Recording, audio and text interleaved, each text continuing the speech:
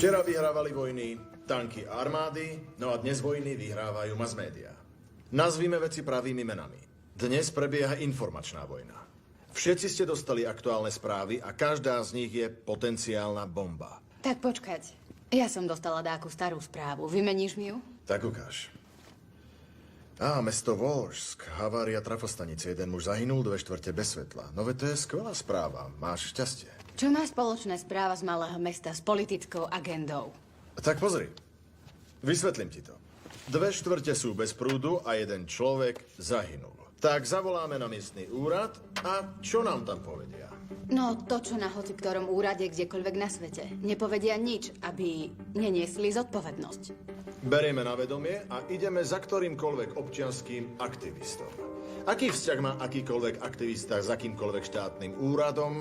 Asi ako pes s mačkou. Absolútne správne. Preto nám ten aktivista s 99% istotou povie s veľkou radosťou, že ten štátny úrad robí všetko zle. Od dopravy po školstvo a vôbec je zázrak, že mesto Volžsk ešte stojí. Ako útok na miestneho gubernátora to ujde tak na trojku. To nie je všetko. Ideme za našim známym inžinierom. A spýtame sa, pán inžinier, viete vy niečo o havárii trafostanice vo Volžsku? A on pravda, že nič nevie. No my máme informácie, pán inžinier, že tú haváriu spôsobila istá závada. No, nájdite mi dáku súčiastku, čo by sa tam mohla pokaziť. Šup, šup. No, reduktor. Tak, chybný reduktor. A my sa pýtame, môže sa reduktor stať príčinou havárie? Pravda, že môže, hovorí inžinier. A my ešte vieme, pán inžinier, že tie reduktory sú švédskej výroby. Je teraz možné v čase protiruských sankcií, keď sú všetky dodávky zakázané, zohnať niekde tieto švédske reduktory? Veď ste za ňo odpovedali. A ideme ďalej. Voláme na príslušné ministerstvo a pýtame sa, ako sa staviate k problému dodávok švédskych reduktorov v rámci sankcií. Pri slove problém každý úradník zloží. Výborne. No, my sme zvedaví. Ideme ešte ďalej. A voláme samotného ministra s otázkou, ako rýchlo budú nahradené tieto švédske reduktory. Kancelária ministra nebude odpovedať. Skvelé finále. To nie je finále. A nakoniec ideme k dákemu viac menej známemu ochrancovi práv a poprosíme ho, aby sa vyjadril k slovám ministra. A on nám odpovie niečo v zmysle, a čo chcete od ministra?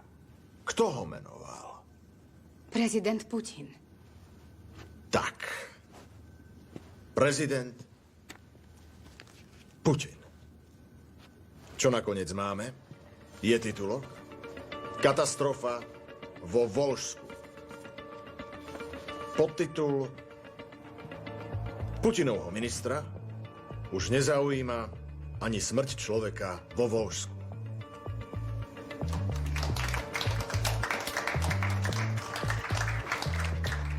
A takýchto vecí je 100 za deň. V hoci ktorej krajine.